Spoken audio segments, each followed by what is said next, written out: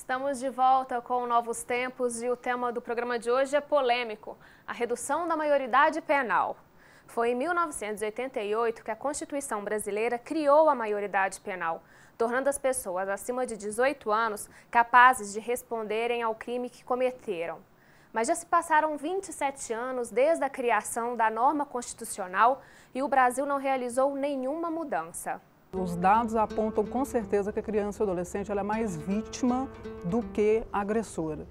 O mapa da violência de 2012 ele aponta isso. 28 crianças e adolescentes são mortas por dia no Brasil, assassinadas. Sem contar o Disque Denúncia, o Disque 100, que são das violações dos direitos da criança e adolescente. 3.000 casos são recebidos através do Disque 100 só de violência sexual contra crianças e adolescentes.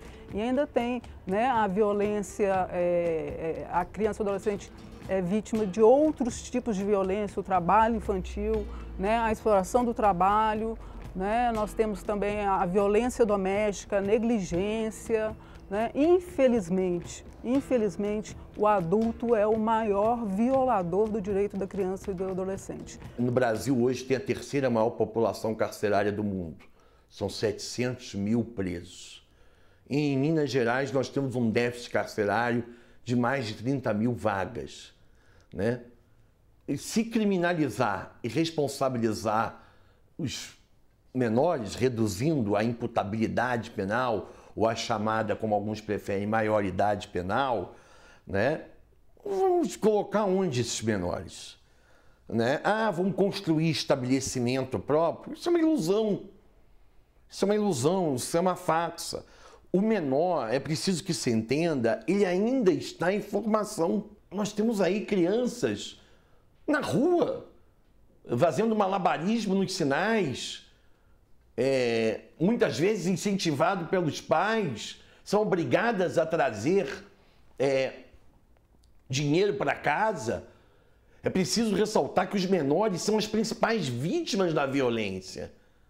O menor, negro, pobre, esses são as principais vítimas. Muito mais do que agentes do crime, do que infratores, eles são vítimas dessa violência e da omissão do Estado. Eu entendo sobre dois aspectos. Primeiro, o menor de 16 anos está apto a entender o caráter ilícito do crime. Isso é fato. Nos dias de hoje não há o que ser questionado. E qualquer um de nós que fizermos entrevistas com os próprios adolescentes de 16, 17 anos, eles mesmos, a maioria, são favoráveis. Eles mesmos são favoráveis à redução da maioridade. Por quê? Porque eles entendem que ele já reúne capacidade suficiente para poder entender o caráter do crime. Porque a defesa é essa. Ou então a defesa, não vão reduzir porque cadeia não conserta ninguém. O sistema socioeducativo ele possui uma taxa de recuperação que gira em torno de 20%. Essa taxa de recuperação, comparada ao prisional, ela é bem superior. Então, a cada 10 pessoas que entram no sistema socioeducativo, 8 não retornam nem para o sistema socioeducativo e nem vão para o sistema prisional. Já a taxa nacional, a taxa média nacional do sistema penitenciário é de 70% retornam para a criminalidade. Isso representa que a cada 10 pessoas que entram no sistema prisional, 3 não retornam. Ou seja, o sistema socioeducativo ainda é mais eficiente. Entre as pessoas que executam a medida, há um consenso de que a maioridade penal não é uma solução para a solução do crime.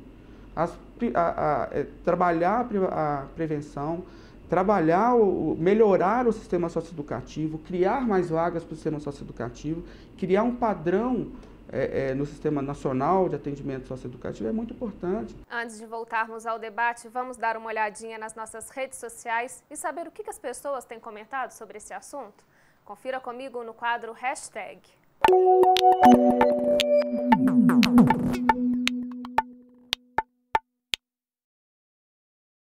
Gente, então vamos dar uma olhadinha aqui no nosso telão e ver os comentários dos internautas.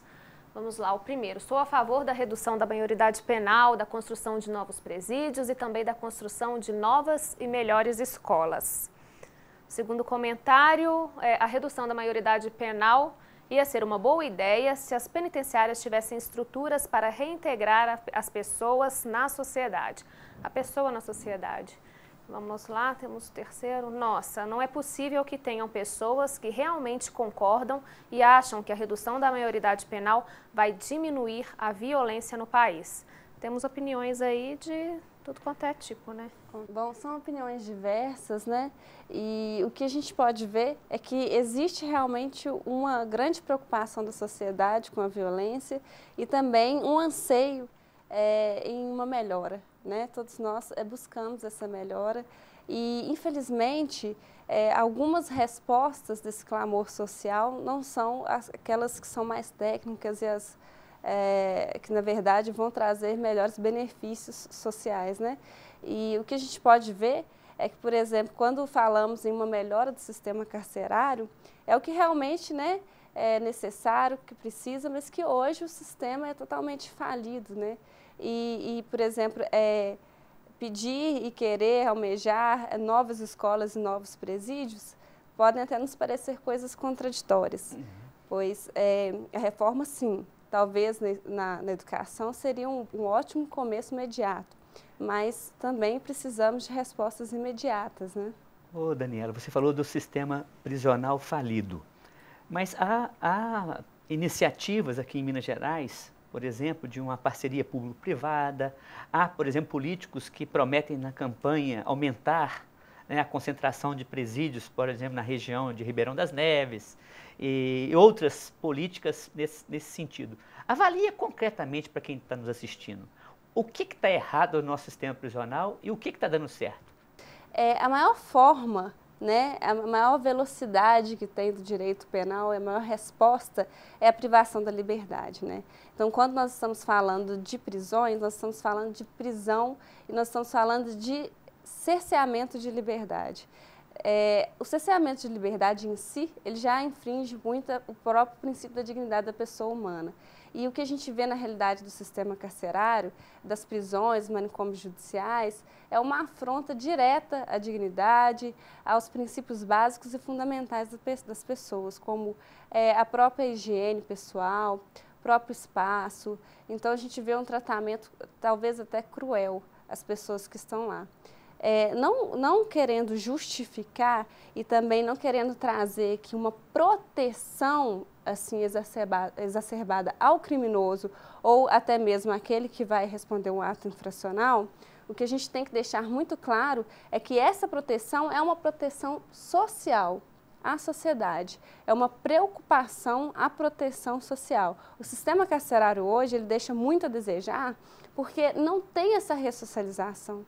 O indivíduo volta com mais agressividade, com mais temor, com mais filiado ao crime, a facções, do que ele chegou, do que ele iniciou. Quem chama nosso presídio de escola de crimes, né? É verdade. E é uma realidade nossa, não só brasileira, mas também que a gente pode ver que é um problema social de todo mundo que lida com a criminalidade. É muito difícil, a segurança pública tem esse grande problema, esse grande desafio, que é saber como trazer essa resposta do Estado ao indivíduo que vai delinquir. Hoje, o que se faz com aquele menor de idade que comete um ato infracional e que está dando certo no processo de ressocialização?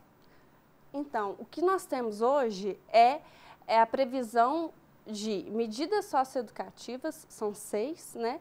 E a qual a pior, né, a última ratio que a gente fala, dentro do ato infracional, vai ser a internação até 3 anos. Aquele ato que foi identificado contra o ordenamento jurídico, né, seja roubo, seja furto, seja homicídio, seja latrocínio, qualquer tipo de crime que foi visualizado como ato infracional, o pior que ele seja, o máximo de tempo que ele fica é 3 anos. A partir disso, o próprio Estatuto da Criança e do Adolescente vai prever o tratamento desse jovem.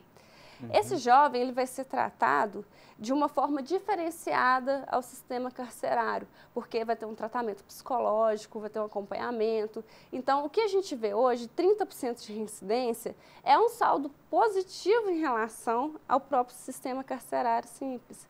Então, o que a gente tem que pensar é que trazer estatisticamente, trazer o jovem para o sistema carcerário, e aí pensando mesmo na pena, na privação de liberdade, não penas alternativas e outras penas que tenham talvez um tratamento menos cruel, a gente pensando no jovem infrator, trazê-lo para o sistema carcerário seria realmente uma forma não inteligente de tentar resolver o problema. Porque o problema que nós queremos resolver, ou talvez tentar diminuir, é a violência e essa insatisfação social que está focada na segurança pública, né? É isso que eu queria perguntar para a gente ir fechando, infelizmente nosso tempo está chegando ao fim. Quer dizer, o que leva o cidadão a respeitar a lei? Quer dizer, que processo educativo é esse que é fundamental a sociedade bem cuidar para que as pessoas não achem interessante entrar na criminalidade?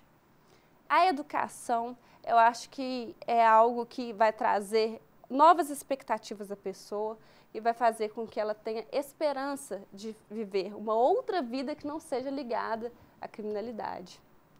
Ô Daniela, muito obrigado pela sua presença aqui no Novos Tempos, que a gente tenha outras oportunidades de conversar.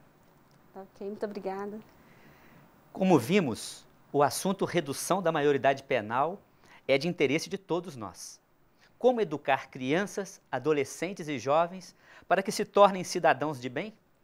Trata-se de uma simples mudança da lei ou implica, de nossa parte, desenvolver maior consciência social, cientes de que cada um, com as suas atitudes e posturas, é corresponsável na construção diária da sociedade justa, inclusiva e sem miséria, corrupção ou violência? E você, já pensou sobre este assunto? Bom, por hoje é só. Fique com Deus. Ana Carolina.